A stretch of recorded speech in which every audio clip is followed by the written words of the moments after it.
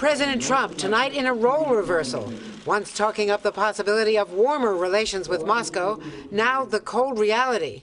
We may be at an all-time low in terms of relationship with Russia. Secretary of State Rex Tillerson taking that message directly to Vladimir Putin during a 2-hour meeting tonight. The world's two foremost nuclear powers cannot have this kind of relationship. Tillerson, the highest-ranking Trump official to visit Moscow since Russia and its election hacking became a cloud over the campaign and the presidency. This visit turning into a tense showdown, much of it over Syria and that deadly chemical attack.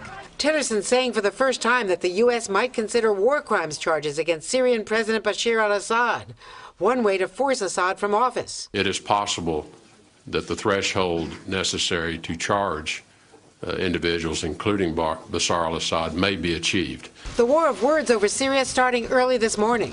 Putin rejecting White House intelligence that Assad launched the chemical attack and Russia was covering it up. Putin asking, where's the proof that the Syrian army used chemical weapons? There is none. While President Trump using his sharpest words yet about Assad. That's a butcher.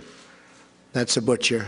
And leaving open the possibility that Russia, with soldiers on that Syrian airbase, may have known a chemical attack was about to be launched. I would like to think that they didn't know, but certainly they could have. They were there.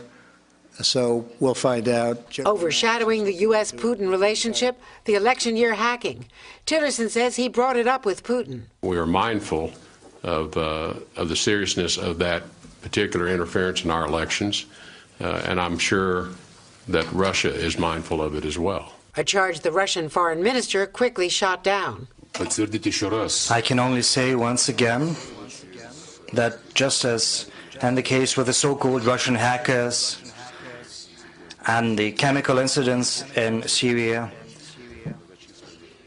we would very much like to get some concrete evidence, not just words. And after hours of often testy talks, no progress on Tillerson's chief goal, getting Russia to back away from Assad. The idea that Russia now is going to see the light about Mr. Assad and remove him is fanciful.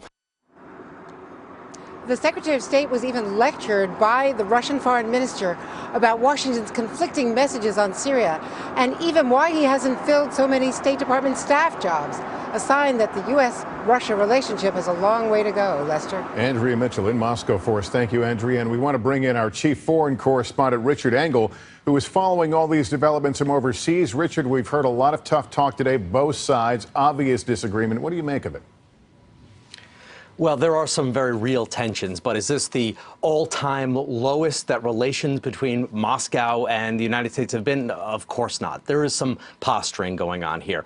Let's not forget that the Trump administration is facing multiple investigations into potential collusion with the Kremlin. So that is part of the backdrop, and it very much suits President Trump and his close advisors to try and talk tough to Russia and create some distance between them and the Kremlin. Also, on the other side, Putin has his own domestic audience. If there's only one person in world affairs who may have a bigger ego than Trump, and it is Vladimir Putin.